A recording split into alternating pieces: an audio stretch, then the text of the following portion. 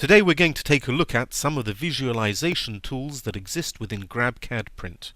So if I have here a sample couple of parts, we've got this lovely spoon and a block behind it, pre-colored already.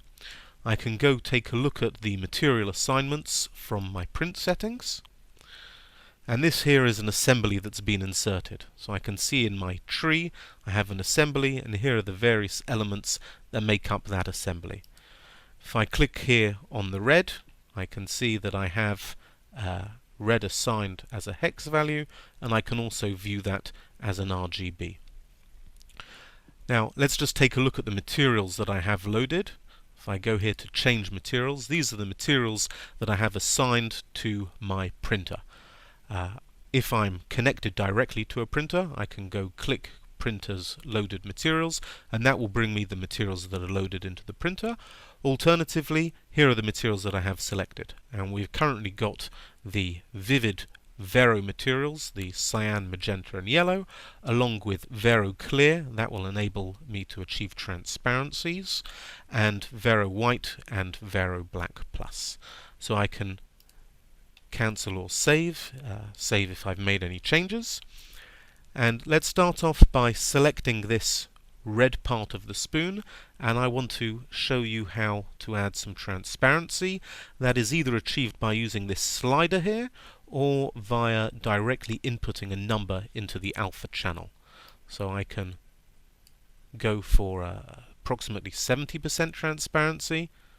I can just vaguely here see the outline of this block behind, and I can roll that down further and see a better visualization of how that will take effect. And the more transparency that I'm adding, that is adding more Vero Clear to this material spoon.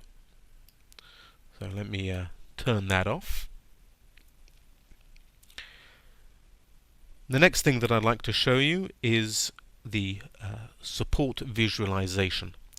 So for starters, we've got here the glossy selected for this assembly, and I can see that my top surface here is reflective, and if I rotate to the underside I can see that here it is a matte surface.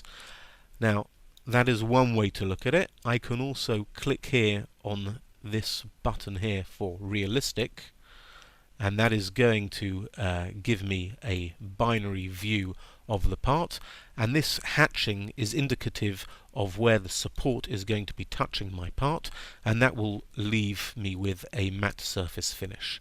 So again, on the box I can see that just my bottom surface is going to be matte, and here all the surfaces not viewed directly from above will be matte as well.